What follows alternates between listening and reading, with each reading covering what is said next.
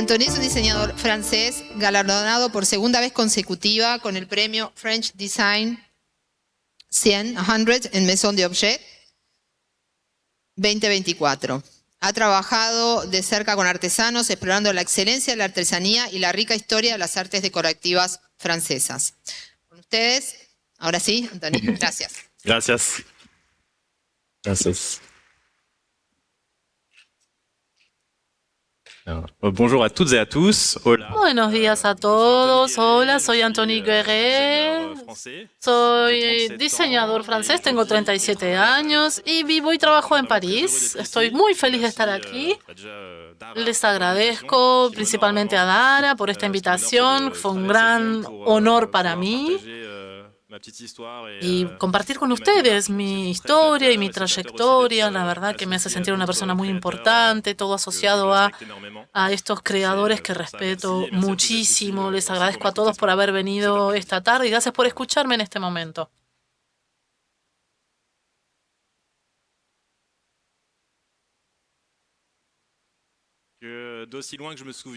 Bueno, desde mis inicios siempre dibujé. Dibujaba por el dibujo, pero más allá de eso, lo que me gustaba era contar una historia, contar un universo. Soy alguien muy solitario y esas soledades, un poco un volver a mí mismo, encontrarme conmigo para dibujar y encontrar a alguien.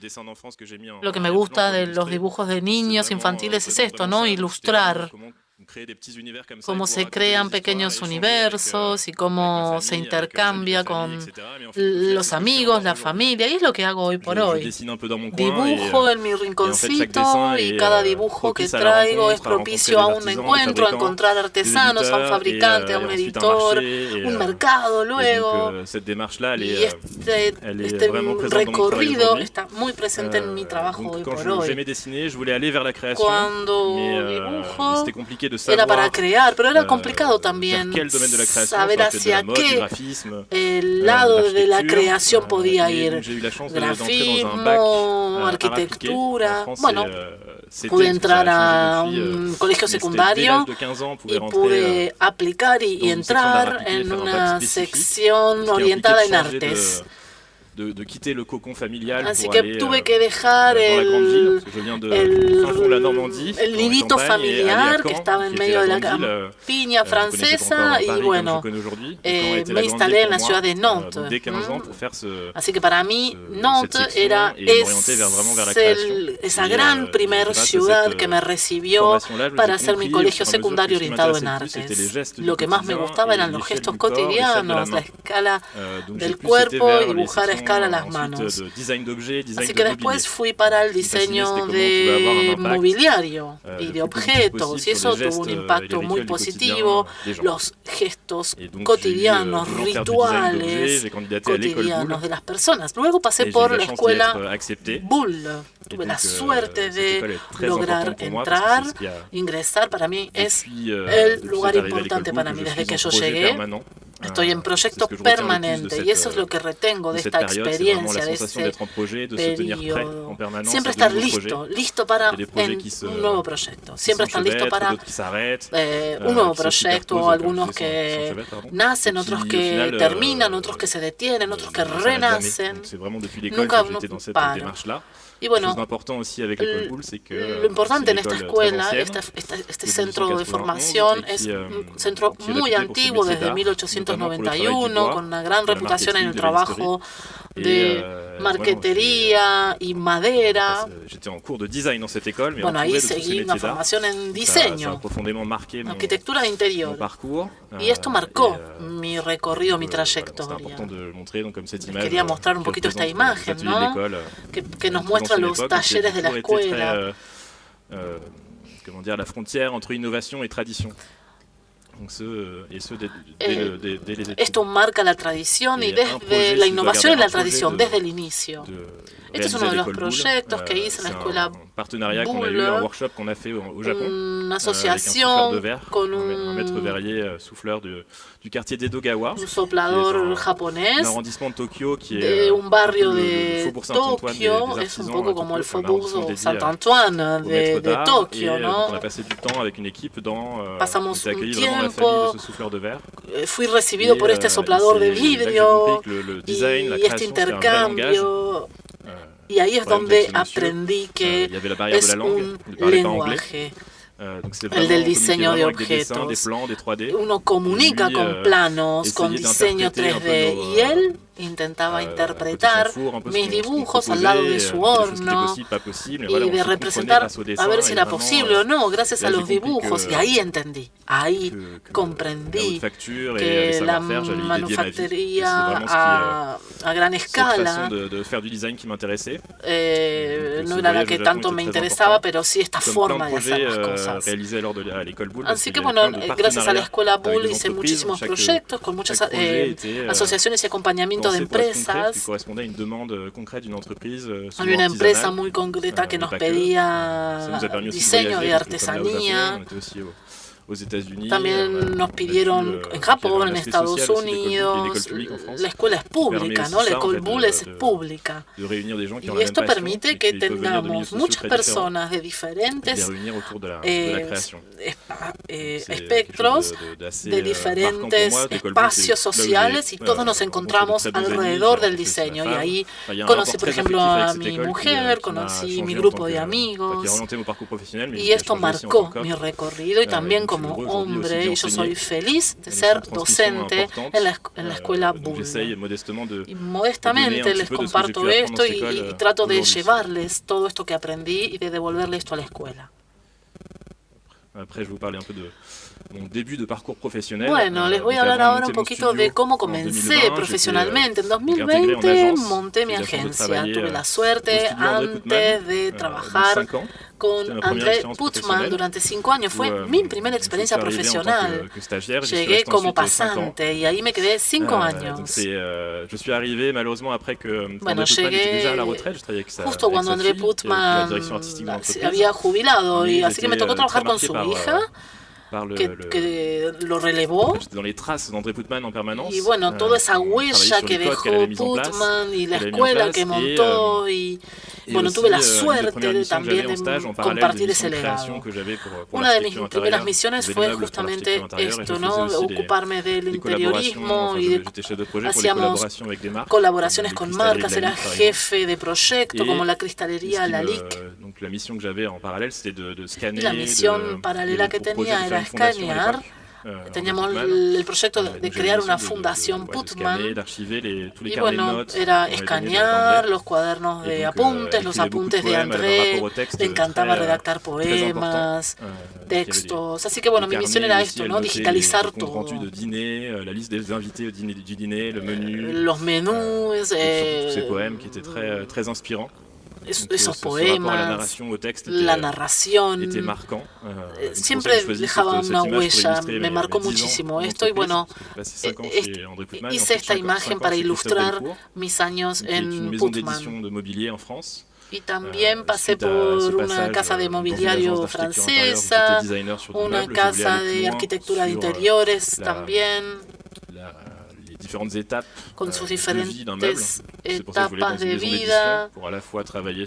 Por eso quería estar también en una casa de edición, ¿no? Para crear y también hacer el seguimiento del mueble, la logística, cómo se envían al exterior, cómo se compran. Nada, quería entender un poco todas las etapas.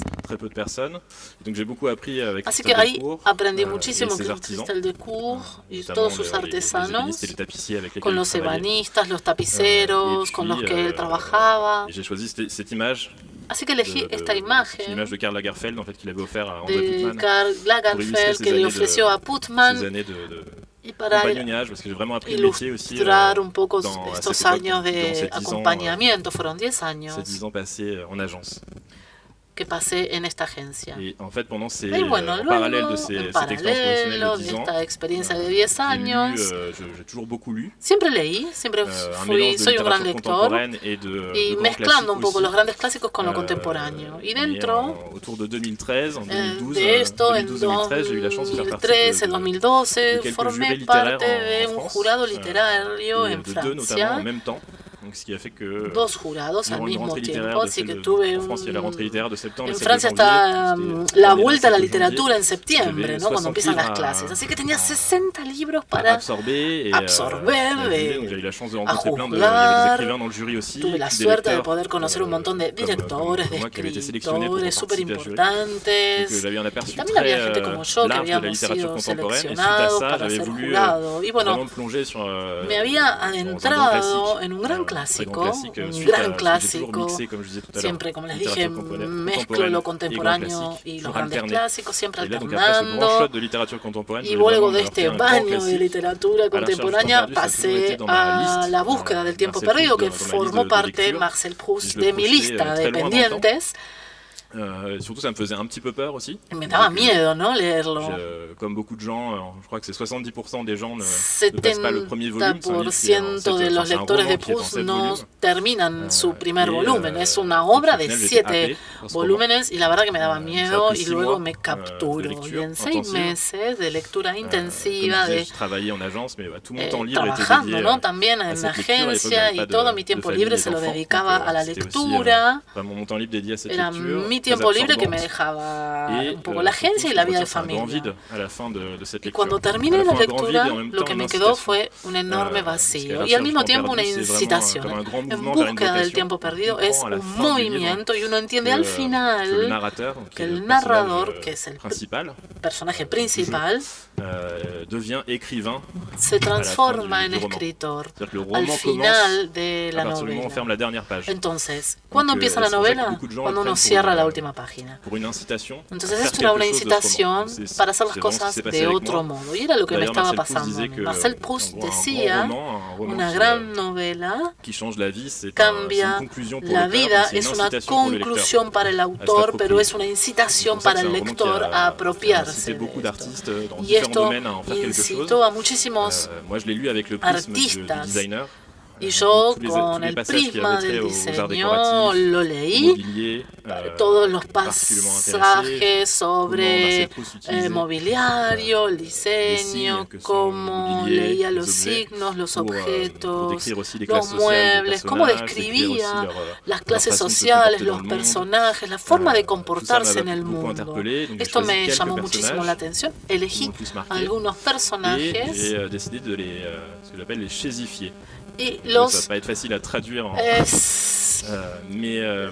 transformé en sillas, los silloné, si me permite el auditorio. ¿Por qué se llama les assises, los asientos del tiempo perdido, les assises? Es una forma de sentarlos, de fijarlos ahí, quietos. Los personajes eran fantasmas cuando uno termina las lecturas, estaban siempre en mi memoria dando vueltas. Personajes de novela están siempre dando vueltas y son subjetivos, ¿no? Pero a mí me marcaron tantísimo que quería fijarlos. Entonces sentarlos era la forma de fijarlos, de proponerles que se sienten, que tomen asiento y conversar unos con otros y que se confrontaran. Este proyecto me tomó 7 años. Y lanzarlo, publicarlo, para mí fue como... Es un proyecto que ve la luz, que nace con una exposición, es un proyecto con dibujos, con diseños, cómo se hacen planos. Yo empecé a hacer presupuestos con los proveedores, hice todo para que esto saliera a la luz, se publicara, y quería que al mismo tiempo las piezas de diseño salieran también al mismo momento. Esto era un diálogo entre todas estas piezas. Tuve suerte de poder organizar en febrero 2021 una exposición. Tengo que agregar que no era el momento ideal, pero bueno, nunca es el momento ideal para hacer algo. Me lancé como autor, narrador del libro y al mismo tiempo asumir que era arquitecto de interiores, diseñador y escritor. Necesitaba firmar mis propios proyectos, afirmarme. Era como un manifiesto. Yo quería mostrarle al mundo mi manera de trabajar, de contar historias. Así que presentamos todas estas piezas en una casa de subastas. A Cornet-des-Sancirs es una casa en un petit hotel del barrio Parmonceau, un barrio muy chic de París.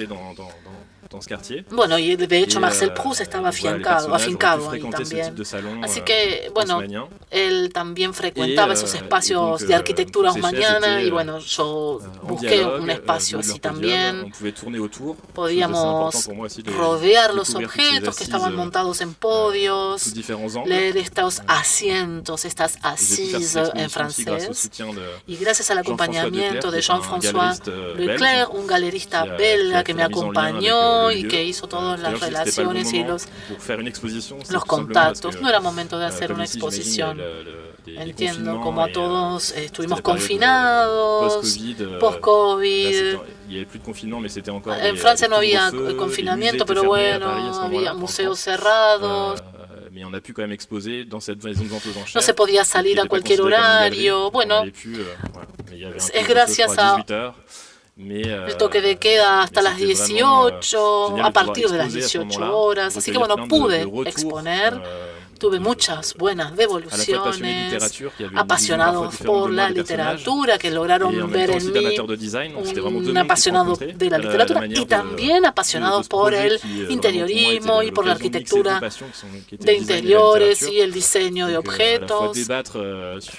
Un espacio para el debate, impresiones personales, discusiones, conversaciones, cómo se ensamblaban la madera.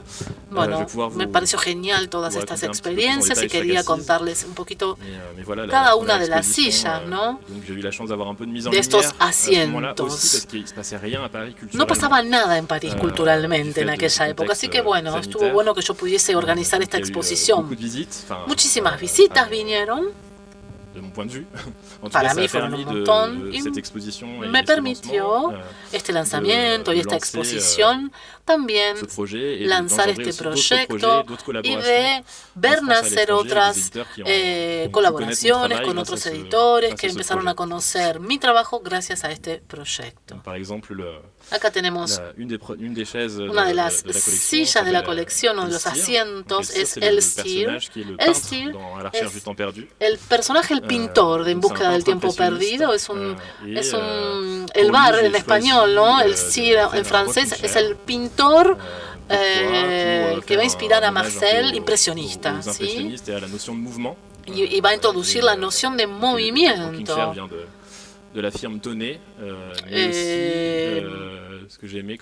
Lo que me gustaba también del walking chair es del movimiento estadounidense. Hacía que el balanceo lo acercara a Dios. Este shaker es más radical, ¿sí?, que la madera curvada. Pero bueno, yo trabajé sobre este modelo. Es un dibujo, es un guiño al caballete del pintor. Acá las ven en mis notas.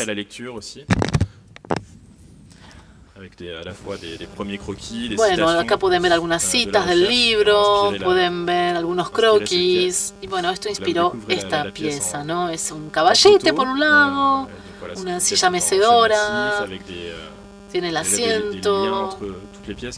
Y bueno, van a ver un poco todo traducido, ¿no? Las terminaciones son diferentes, pero siempre es la misma sección, la misma talla, el mismo tamaño. El mismo tamaño, siempre la madera. Hay algunos elementos en cuero. de la vache, donc c'est des petites peaux. Es un cuero fino del cuello de la vaca. Un cuir qui est normalement utilisé plus pour la maroquinerie. Es un cuero que se utiliza en marroquinería, pero acá lo usamos para el mobiliario. Y lo vemos justamente en el asiento, que dice en la foto se ve un poquito verde y está debajo de la pátina. También tenemos la silla Verdurin. Madame Verdurin, la señora Verdurin, en La búsqueda del tiempo perdido, es la anfitriona de la nueva burguesía que se interesa muchísimo por las nuevas artes, organiza muchos salones. Es un personaje muy exclusivo. Carlos Swann frecuenta sus salones y cae en una infidelidad. Entonces, bueno, en los salones de Verdurin, de Madame Verdurin. Lo que quise hacer entonces con este personaje es expresar la noción de exclusividad. Para mí, supera los límites de lo íntimo y al mismo tiempo es abierto y al mismo tiempo es cerrado. Nada esconde, todo se puede ver. Y hay una parte en Búsqueda del tiempo perdido que los prustianos denominan de bronze à palper.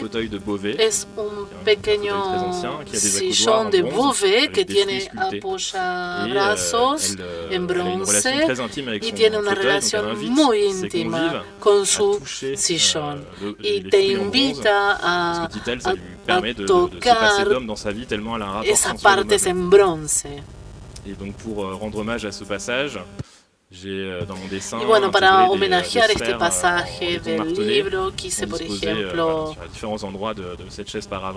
van a ver algunas partes, ¿no?, que invitan al tacto, a tocar esas partes. Es una pieza en cedro, tiene un perfume que me interesa muchísimo. Entonces, cuando uno se sienta en este asiento, el perfume del cedro nos envuelve. También quería que tuviese un poco de contacto con, bueno, hay cuero, ¿sí?, como hacen de bisagras, y también acero, para tener esas conexiones entre las diferentes caras o partes de la silla. Del asiento. Forma parte hoy de las colecciones del Mobiliario Nacional. Es un gran honor para mí que mi asiento Verdurin forme parte de esta colección nacional de Francia. Y realmente es una gran recompensa y me llena de orgullo. Estoy feliz de esto. La chaise réversible, Swann. La silla reversible, Swann. El personaje de Swann tiene una doble vida. Tiene una vida en la ciudad y una vida rural. Lo que me gustaba era, bueno, reflejar esto, ¿no? Tiene dos formas de ser. Dos niveles de vocabulario en función de esos dos mundos con los que interactúa, y son dos lados, ¿no?, de la novela. Tenemos Por el camino de Swann, uno de los volúmenes, y Por el camino de Combray, otro de los volúmenes, u otras de las secciones de búsqueda del tiempo perdido. Quería mostrar entonces estos dos caminos simétricos, jugar a propósito. Es falsamente simétrico. Necesitan pasar su ojo, su mirada por una de los recorridos y van a ver que no es simétrico. Tenemos una pátina también clara sobre cuero. Otro personaje, Albertina, es una de las jóvenes muchachas, es una de las muchachas en flor, Albertina, muy celosa, muy celosa. En fait, Albertine, c'est vraiment un être de désir. Es un objeto de deseo, Albertina. Une chaise qui rappelle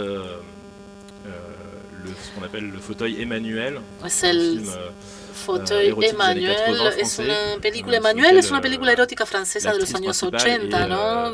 Cuyo rol principal está en un sillón Pomard. Y bueno, quería que ustedes pueden ver un modelo arriba de todo. Y también quería evocar la rueda de la bicicleta, porque el personaje de Albertine, la fugitiva también en español, se la representa mucho acá. Se la ve en la playa, en estas sillas también, en bicicleta también, perdón. Para hacer esta silla tuve que viajar a Escocia. Así que bueno, me contacté con ebanistas y tapiceros en Le Mans, en Francia. Eran dos oficios interesantes, el trabajo sobre el cuero y sobre la madera. Tuve que ir a las Islas Orkney también, quise trabajar con esas técnicas. Son islas que están en el norte de Escocia, golpeadas por el viento, al punto que no existe ni un árbol en pie. Los escoceses desarrollaron un tipo de mobiliario basado sobre que lo construyen con madera que flota en el agua. Y con una paja que pueden trenzar. Así que es muy estricto, es muy recto a ese nivel de estricto, ¿no? El respaldar. Acá les quiero mostrar también. Era la primera vez que ellos trabajaban en un modelo circular, como esa rueda de Albertine de la bicicleta. Y bueno, me permitió conocer gente. Ustedes tienen el dibujo en ese cuaderno que en algún momento hice en algún café parisino, y luego fui al norte, a las islas de Escocia, y hoy, bueno, somos amigos y desarrollamos nuevos trabajos juntos. Bueno, Kevin junta la paja en la granja de sus padres, la hace secar en el techo de su taller y está directamente y trenza los modelos. Luego el taburé de Vinteuil, que es el pianista, el músico de La búsqueda del tiempo perdido.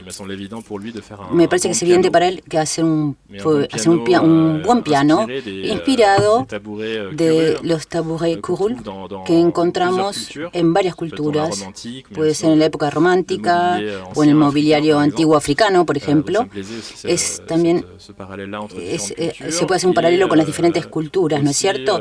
Y también hacer una suerte de mini arquitectura basada en 5 láminas de madera que son y trabajar también sobre un ensamblaje para trabajar la clave, el aspecto musical y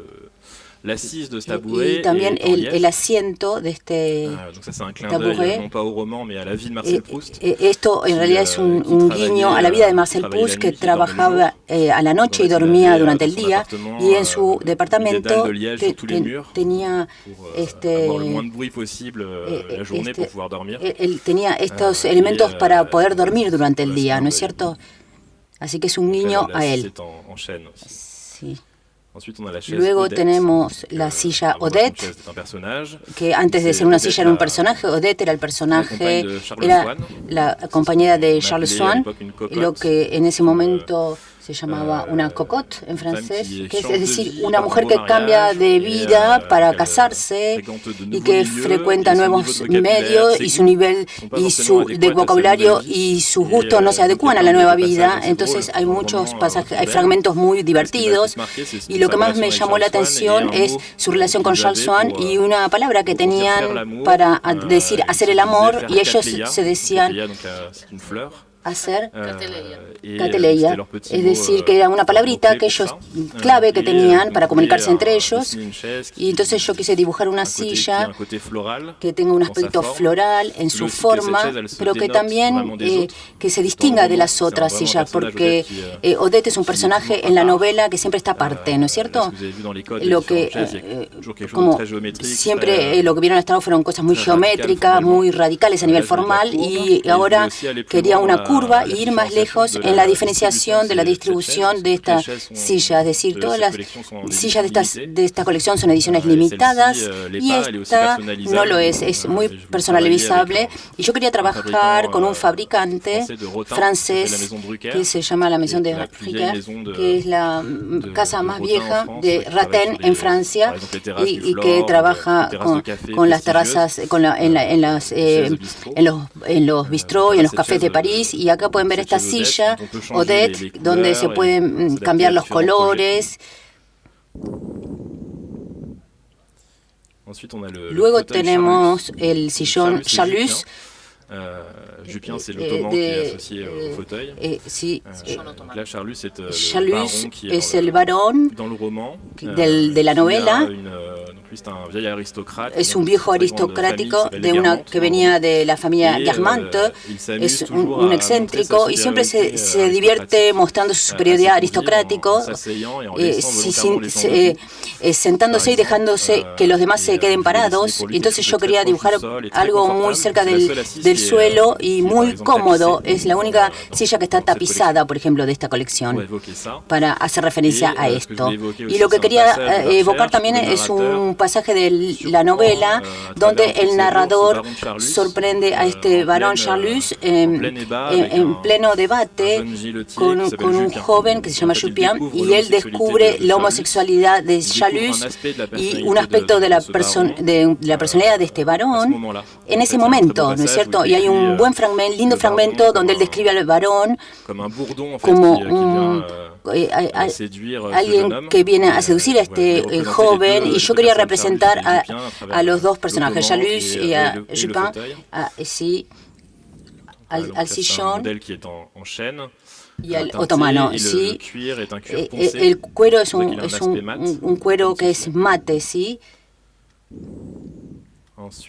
Luego tenemos la silla Saint-Loup. Es el personaje preferido en búsqueda del tiempo perdido. Es amigo del narrador. Es un amigo con el que soñamos siempre. Es un personaje muy benévolo con el narrador. Y hay un fragmento en La búsqueda del tiempo perdido donde Saint-Loup está en el restaurante para que se acerca para darle el abrigo del narrador porque tiene frío. Y este pasaje aparece como algo heroico y todo el mundo aplaude al final de esta proeza, ¿no es cierto? Sí, como una carrera de obstáculos. Entonces yo quería hacer un homenaje a ese fragmento de la novela, haciendo esta silla escabó. Y lo que quería con este personaje era hacer referencia, en fin, trabajar una pieza lo más radical posible respecto de la confort, porque el personaje de Saint-Loup es un militar muy atlético, que también viene de la familia de Guermantes, y parece que nadie se le opone a él, y aún menos el mobiliario. Entonces yo quería que fuera algo muy radical, sí, respecto de las líneas, y hacer referencia a esta escabó biblioteca. Sí, siempre hay un trabajo sobre el ensamblado que hemos trabajado, van a ver en muchos proyectos. Me gusta a mí este trabajo de visibilidad de los detalles, ¿no es cierto? Luego tenemos otro modelo que es el Ban Circular Bergot, que Bergot es el escritor que está descrito en la novela, y este escritor, hay un pasaje importante donde él está en un museo observando una vista hermosa, es este cuadro, y ahí vemos la silueta de la ciudad de Delft, y vemos un puente amarillo, no se los puedo marcar, sí, vemos una pequeña mancha amarilla, y mirando este cuadro él comprende que no ha trabajado lo suficiente Este cuadro de Vermeer es magnífico porque tiene estos detalles que son muy importantes y que en la novela no ha logrado trabajar estos detalles que hacen todo. ¿Sí? Y él tiene una crisis cardíaca frente a este cuadro. Entonces, por eso hice este banco circular. Y por eso he puesto este cuadrado amarillo y retomé la silueta de esta ciudad de Delft. Y así es como...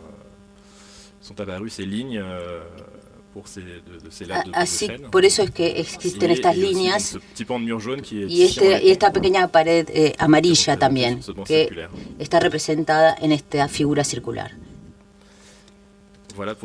Bueno, esto respecto a los asientos del tiempo perdido. Y también tuve un encuentro con otro editor de un libro de una editorial de Nantes que se llama Bouclard, que me han guiado en este proyecto y que querían hablar de el procedimiento, que no querían hacer un catálogo, sino hablar del procedimiento.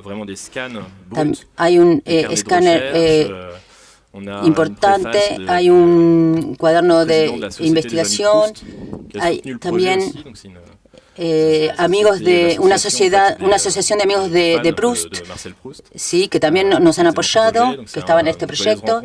Fue un lindo encuentro entre los apasionados de diseño y de literatura, y lo que yo quería también tener tantos detalles y de atención al detalle en la fabricación como las que tuve por mis asientos. Entonces con este editor fue eso posible, respecto a la elección del papel, respecto a la tipografía que se hizo a medida para esta novela.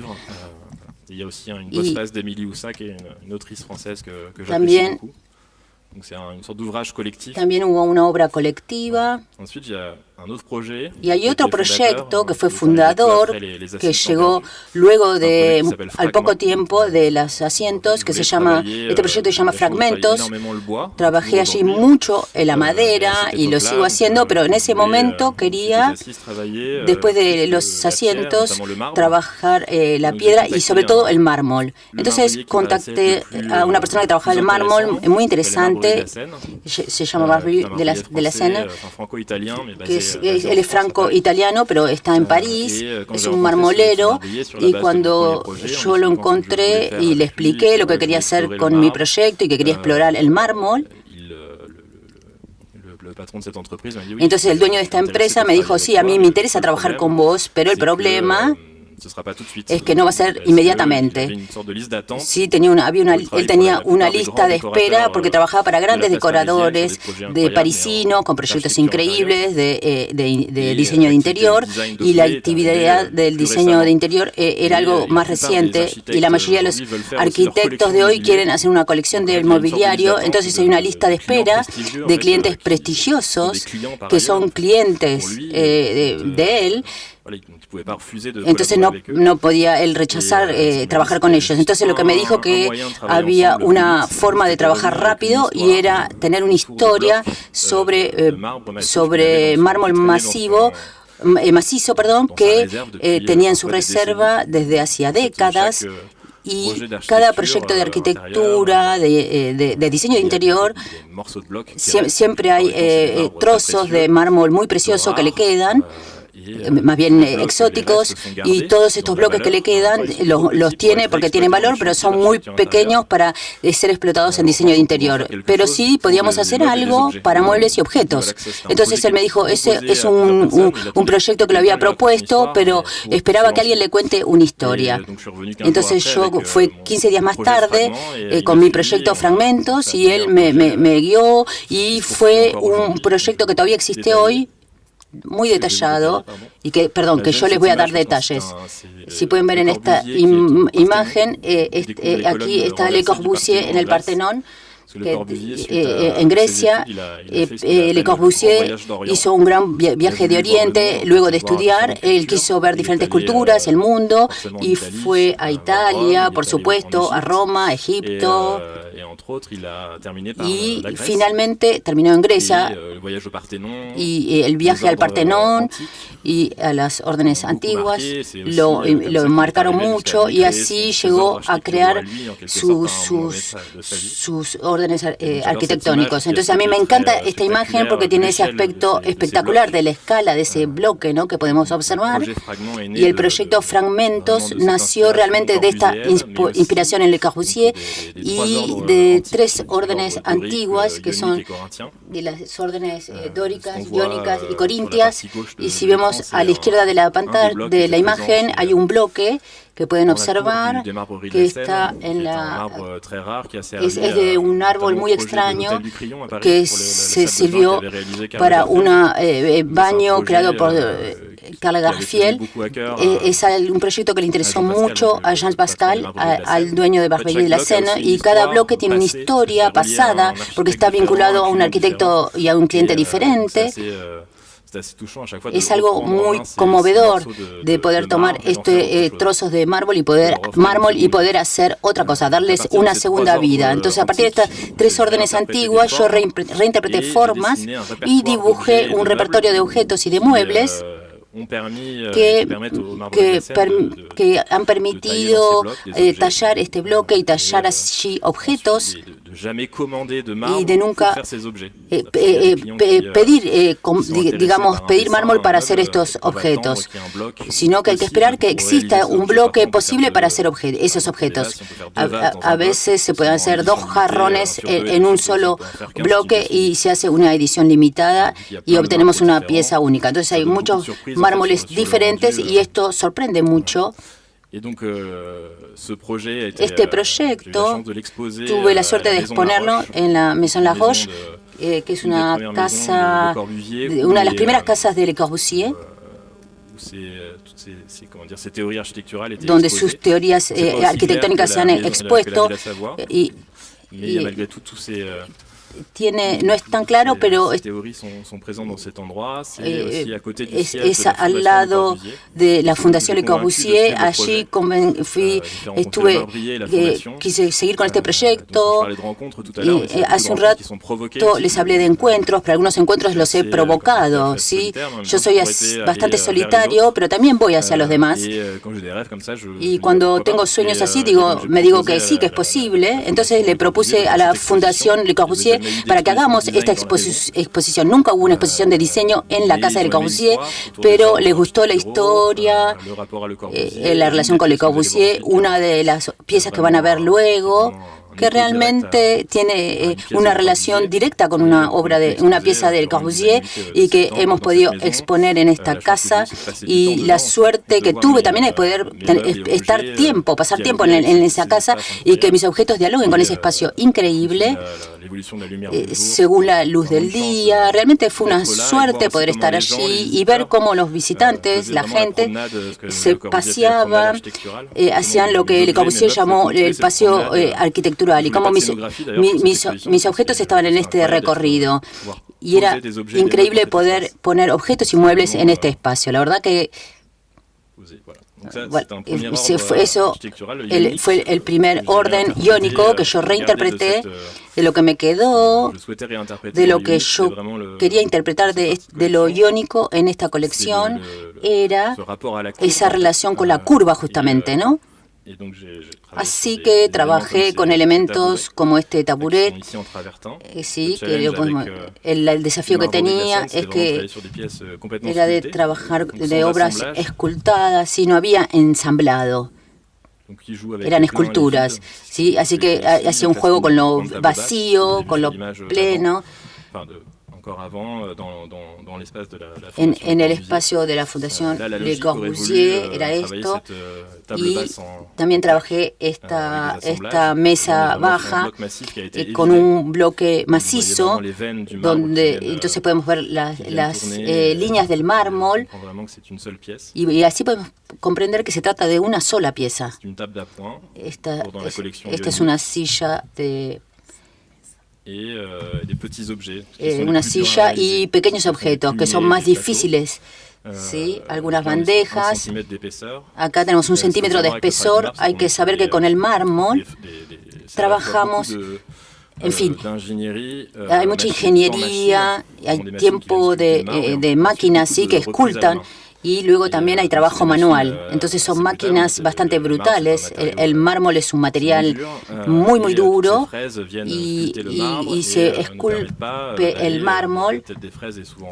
Entonces, y con las fresas es difícil de hacer algunos ángulos. Entonces la mano luego viene a moldear algunas formas de la pieza para poder lograr esas curvas. ¿Sí? Y eso requiere muchísima previsión del trabajo de la máquina en el aspecto técnico, según los diferentes mármoles, ¿no? Porque hemos elegido diferentes mármoles para que no se rompan durante la producción. Luego está el orden dórico, que yo reinterpreté. Lo que me gustó allí es el trabajo, un trabajo muy interesante para que las diferentes escaleras sean muy claras. El trabajo allí vinculado a la máquina y a la mano, sí, me gustaba algo. Ese tipo de trabajo. Aquí podemos ver apliques. La fuente luminosa está escondida y lo que me gustaba de lo dórico, el contraste entre en ver cómo se podía dar esta luz, ¿sí? Este es un jarrón que tiene una proeza técnica. Hace un rato les hablaba de 1 centímetro de espesor y aquí son 5 milímetros de espesor en la altura del jarrón. Abajo es más espeso, pero arriba tiene 5 milímetros nada más. Y es un mármol muy extraño que se llama Secora Brain, que lo hemos tenido en el proyecto para hacer la mesa ratona, y la tercera línea que se llama Corintia, inspirada en este orden. Lo que yo quería hacer es trabajar sobre piezas más expresivas que en los otros 2 órdenes anteriores y trabajar sobre un degradé de formas. Acá en esta hay un círculo y un cuadrado, por ejemplo, que siempre están esculpidos. Y esto es un homenaje a la silla de Le Corbusier. Sí. Aquí está tallada en un bloque de mármol. Esta pieza se expuso en la entrada de la casa.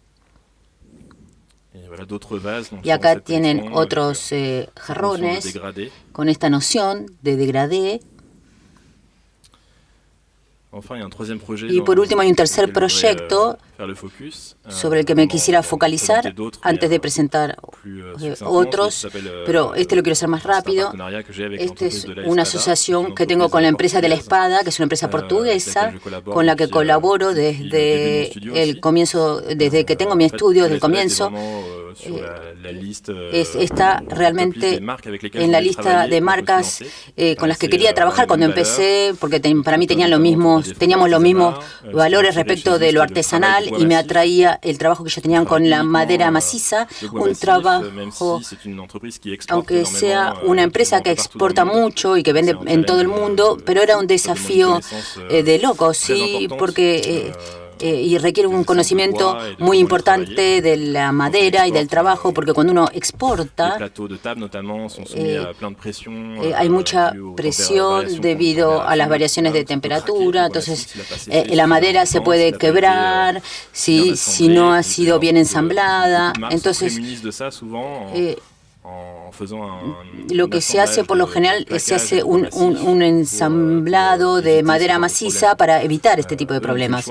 Y ellos han elegido ingenierizar lo artesanal. Sí, su manera de trabajar era muy interesante para mí y para ellos lo hacían para poder trabajar sobre la madera maciza. Entonces eran muy vanguardistas respecto del material, pero también eran muy tradicionales al mismo tiempo, porque eran estructuras inspiradas de lo marítimo, del mundo marítimo, por ejemplo. Y la historia que les propuse de la espada era un sueño que tenía y que lo sigo teniendo porque no lo he podido hacer, pasar una noche en el Joshua Tree Park, porque es un lugar desértico en Estados Unidos, donde se puede ver fácilmente las estrellas, se pueden observar observar el triángulo de verano, que es un asterisco que forma un triángulo de 3 estrellas, y lo que me gustaba de esa historia es el vínculo entre la astronomía, es decir, la naturaleza, algo puro, y la geometría. Por tanto, esta fue la historia que sirvió para proponer diseños a esta empresa, y hemos hecho mucho mobiliario a partir de esta historia de astronomía y de geometría, sobre todo esta silla y este escritorio. Acá ven la relación con el triángulo, que es muy clara. Y todas las piezas tienen nombres de estrellas o de constelaciones. Por ejemplo, en este modelo pueden ver, la simplicidad hubiera sido trabajar con un contraplaqué o con una madera plaqué, porque siempre se trata de algo macizo. Sobre todo aquí tenemos 3 triángulos diferentes, y esto requiere mucha ingeniosidad para el ensamblado de todos estos planos, para poder seguir trabajando con madera maciza. Este es el lanzamiento de los primeros objetos de la espada de Nueva York, una galería de diseño en Estados Unidos, muy importante para ellos. Una casa de Nueva York que había diseñado David Chipperfield. Se había ocupado de la primera parte de la colección. Y bueno, esto se hizo en Los Ángeles. Es la Goldwyn House, es una casa que pertenece al fundador de la GMG, el fundador del cine también estadounidense. Lo que es importante, que lo que les quiero compartir, es crear eventos en conjunto en donde se pueden transmitir emociones. También hay fotos, estamos llenos de imágenes todo el tiempo. Es muy importante, como la exposición de la Fundación Le Corbusier. No solamente ir a ver una pieza, pero también poder tocarlos, sentarse en ellos, probarlos, usarlos, hacer exposiciones, organizar eventos así, ¿no? Yo soy feliz cuando hago esto, porque también nos permite el intercambio, el estilo de lanzamiento. Là, on a 2 chaises qui sont là, qui s'appellent Vega. Il y a la Vega A, Vega B, dessinée pour Vega A, Vega B, que c'est juste le dossier qui est orienté différemment. Concebí para De la Espada también. Une autre exposition qu'on a fait ensemble avec De la Espada, c'était chez Amélie Otra cosa que hicimos es Amélie Maison d'Art, es una galería de arte parisina, es la primera vez que ellos exponían en París, y la primera vez que trabajaban con un arquitecto de interiores francés. No quería que lo hicieran con un revendedor. Quería que realmente ellos tejieran una relación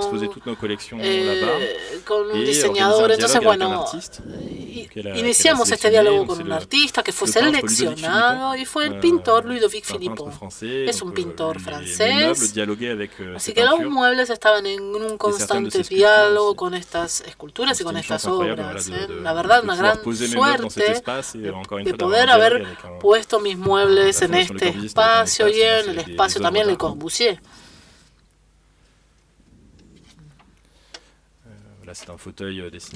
Este también es un sillón para De la Espada.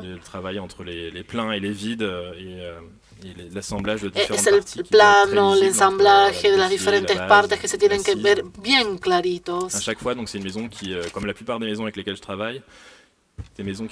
Cada vez que trabajo con estas casas, no son piezas únicas, no son limitadas, pero tampoco son en serie. Tenemos acceso a decoradores más que a clientes finales, y son estos decoradores que forman parte de estos modelos y que trabajan sobre las definiciones, las terminaciones que la misma marca propone o que vienen con sus telas, ¿no? Y bueno, el diseñador descubre nuestras piezas y le dan una vida después, ¿no? Después de nuestra imaginación. Este es el sillón que sacamos muy recientemente. Se ve la madera maciza en las patas. Son el soporte de este canapé modular, de este sillón modular, que al mismo tiempo permite que se conecten entre las diferentes partes. Una mesa. Lo que es interesante de esto, si ustedes pueden ver las partes de la pata, digamos, del apoyo, de la base, son todas diferentes. Es oval y la verdad que fue un desafío de juntarlas entre ellas, fue un desafío técnico. Podemos tener una placa en latón o en cuero, en cobre, perdón, y que son grabadas. Y una vez instaladas en la base, es imposible de antemano poder saber cómo se va a trabajar, ¿no? la pieza.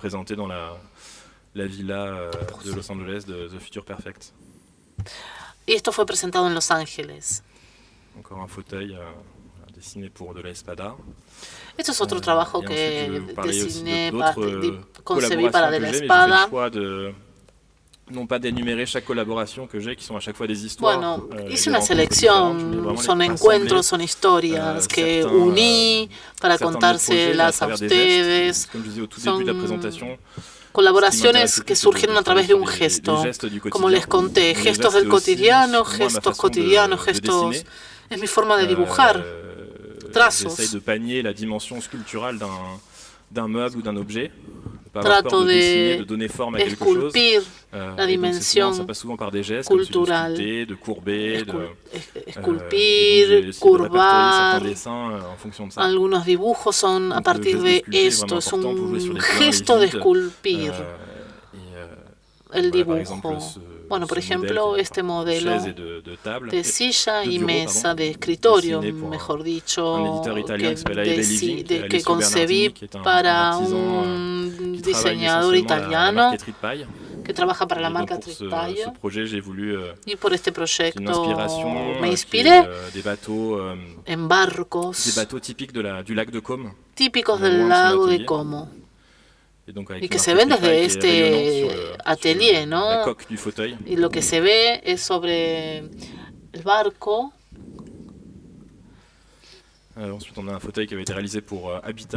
Bueno, esto es para Habitat. La casa Habitat es un sillón que materialicé para ellos, que se puede con su puff integrarse al sillón.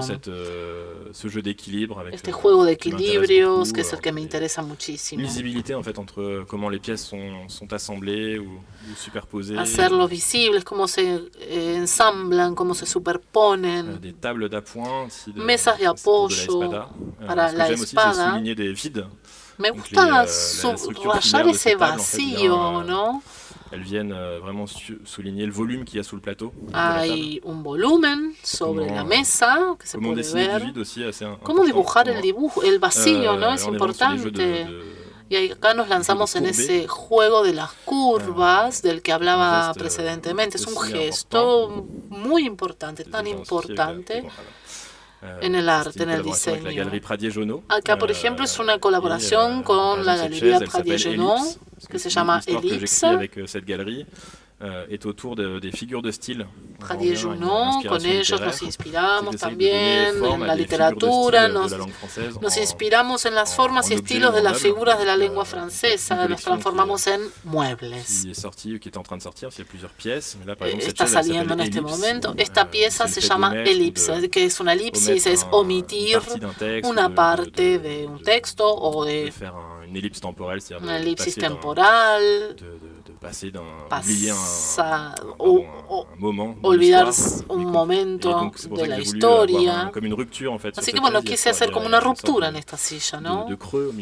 Hay como un hueco en el medio de esta silla.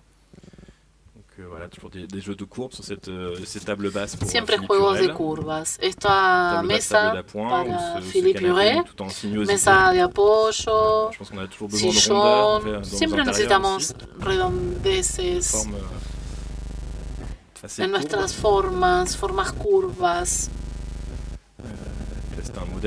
Este es un modelo para Habitat que nos da la sensación que el trazo no termina. El tubo de metal subraya el confort que ofrece el modelo. Este también es un sillón modular para la espada. Lo pueden ver perfectamente en el respaldar. Ensuite, la notion d'assembler, d'assemblage, de ensamblar es muy importante. Me encanta la arquitectura tectónica. Me gusta entender cómo las cosas son armadas, cómo se construyen.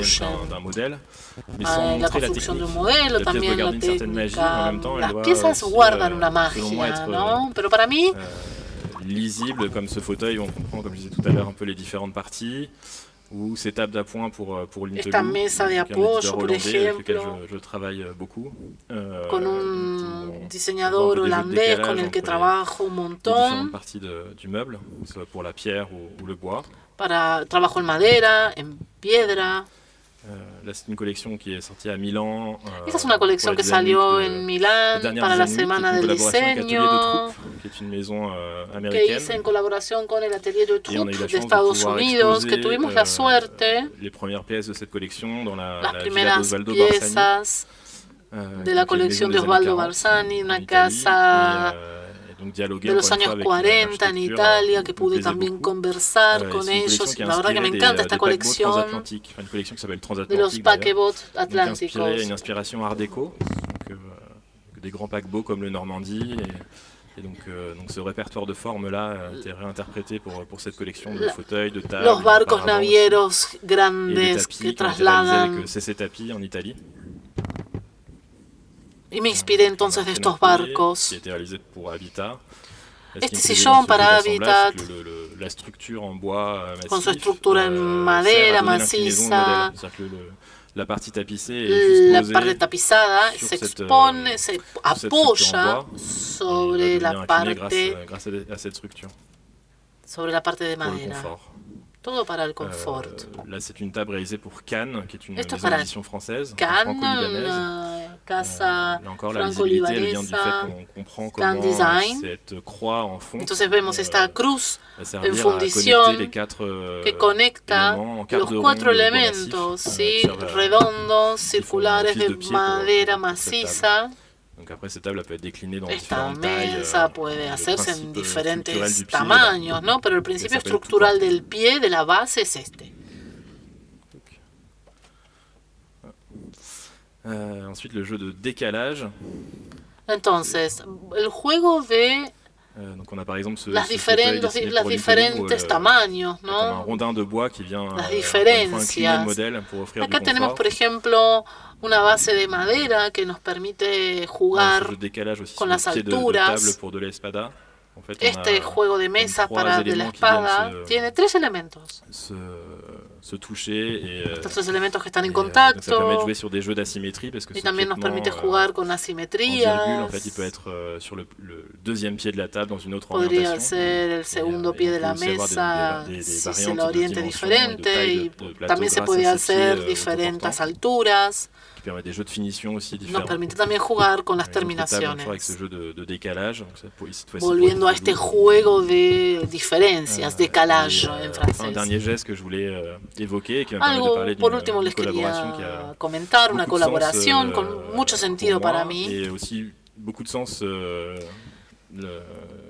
Qui a beaucoup de sens autour de ma venue ici. Y realmente es una colaboración con una casa argentina, Nosten, de Rosario.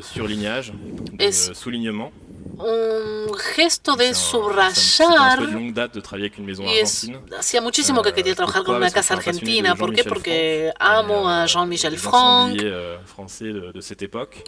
Y Jean-Michel Franck pasó muchísimo tiempo en Argentina con los muebles del edificio Cavena, que mañana voy a tener el honor de visitar en el hall de entrada. La verdad que tengo mucha suerte. Y amo la historia de las artes decorativas. y se mettre dans le sillage comme ça de gens qu'on admire, c'est toujours intéressant. En la vía de la gente en la huella de la gente que admiramos es realmente esto. Bueno, la cuestión es que terminé golpeando las puertas de la casa Nostend para colaborar yo con ellos y bueno, los saludo porque sé que están los fundadores en la sala y bueno, diseñamos varios modelos juntos y bueno, los vamos a poder ver el jueves. Que nos vamos a reunir. Bueno, este es el modelo que se llama Line o Line, que el juego de palabras es línea, la línea, francés, line en inglés, subrayar el soporte, que es un elemento de confort. Me gustaría resumir algunos diseños en algunos trazos. Cuando vemos el perfil del diseño se entiende claramente lo que estoy diciendo. También hay otro que es una mesa, tipo una consola, como si fuese una cinta, una parte de madera, que se cruzan y hacen este juego de asimetrías. Me permite jugar con los diferentes planos, ¿no? con el vacío. Este juego de sillones, tela, cuero, madera que acaba de salir acá en Buenos Aires y exclusivo les presentamos los croquis de los sillones y canapés, siempre con esta cinta, ¿no? Este trazo que acompaña el elemento de confort. Muchísimas gracias por su atención.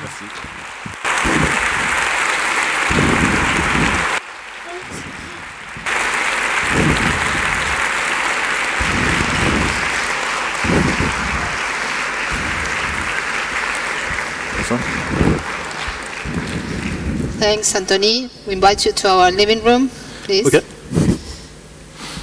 Entonces, seguimos, la llamamos a Mariana Kratochwit para que suba a hacer las preguntas. Estamos un poquitito atrasados con los tiempos, no mucho, pero como no queremos demorarnos después, por ahí te pido así que Sí, vamos a hacer. Bueno. Hola, ¿qué tal? Hola. Gracias. No sé si querés ponerte para las preguntas. Vamos a ser breve porque tenemos todavía mucho por delante, así que, bueno, felicitarte. Gracias por estar atento también a estas preguntas. Y una de las preguntas que surgen coincidentemente es, ¿cuál es el mueble que más te gusta diseñar? Parecería ser que tiene que ver con las sillas, pero bueno, saber un poco cuál es el mueble que más te gusta. A mí me gusta explorar diferentes tipologías de mobiliario, pero es verdad que los asientos es lo que más me interesa porque es una manera de representar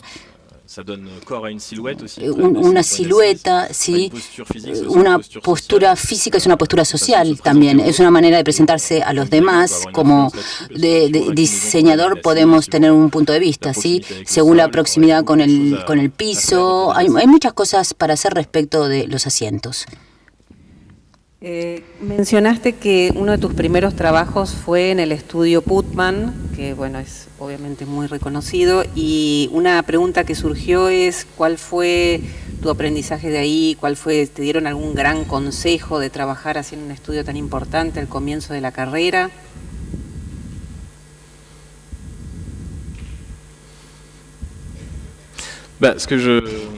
En fin, lo que a mí más me interesó de esa experiencia fue de estar en esta huella de Putman respecto de la narración que él tenía.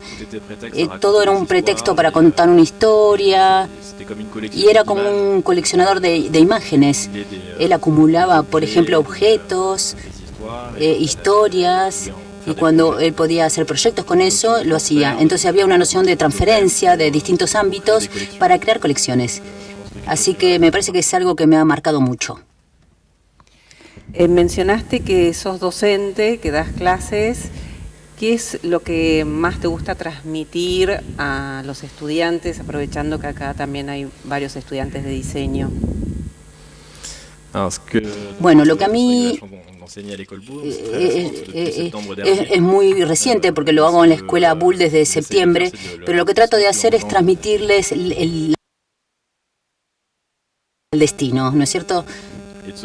Y de estar preparados, listos.